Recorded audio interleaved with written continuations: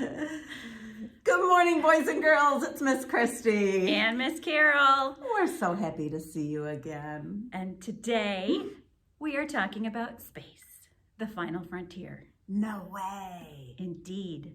The moon, the planets, the stars. We've got it all this week. Have fun. Enjoy the books. Our first story this week is Penguinaut.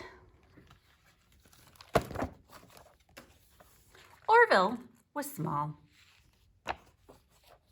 His friends were big. And their adventures were bigger. Orville longed for big adventures too. One day he announced his plans for the biggest and best adventure yet. All the way up there? But Orville, you're so small, and the moon is so far away. Is that a good idea? I can do this myself. Orville flippered out. He tried to flap, kerplop. He tried to climb, whack. He tried to catapult, falling, and landed in the reptile house. Orville was pretty sure the boa constrictor was not trying to hug him. Ooh. Still, Orville kept trying. He borrowed from the zookeeper. He nicked from the trash cans. He built and built. And with a shake, shake, shake, and a half-filled soda bottle, the ship was ready for liftoff. Eureka! It was perfect, and perfectly penguin-sized. With a trembling flipper salute, he took his place at the controls. 3, 2, 1... Blast off! Whoosh! The ship zipped through the night sky, through clouds, over stars, and straight to the moon. Orville landed. His stomach felt queasy. His space suit felt squeezy. Now that he made it, what would he do? He took a small step. He hopped, did a little dance, and tripped. He somersaulted with stars, cartwheeled over craters, and giggled for all the galaxy to hear. It was the biggest and best adventure yet. I'm doing it myself, he cheered. But his tiny voice was swallowed up in the starry blackness. Orville stopped. He was all alone. His stomach grew queasier. His space suit grew squeezier. He shivered, and a note fell out of his pocket. You're our Penguinaut. We know you can do this. He missed his friends, so Orville closed his eyes tightly and imagined they were there. When he was safely back in his ship, he looked toward home.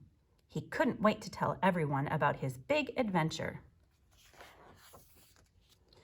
Sure, Orville's friends were big. Now the proud Penguinaut felt big too. But biggest of all, being together was out of this world. The end.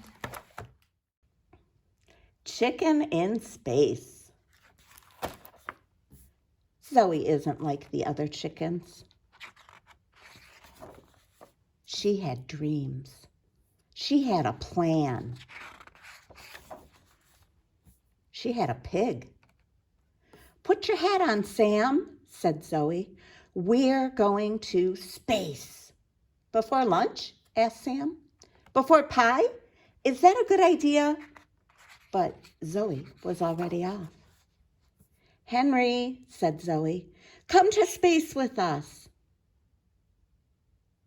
No thanks, said Henry.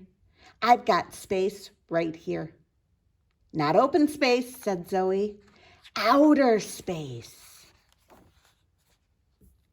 Pip, said Zoe, come to space with us. Sounds dangerous, said Pip. Not dangerous, an adventure. Clara, said Zoe, come to space with us.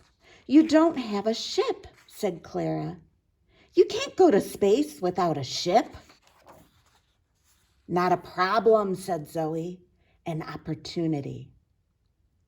Zoe always finds a way, said Sam.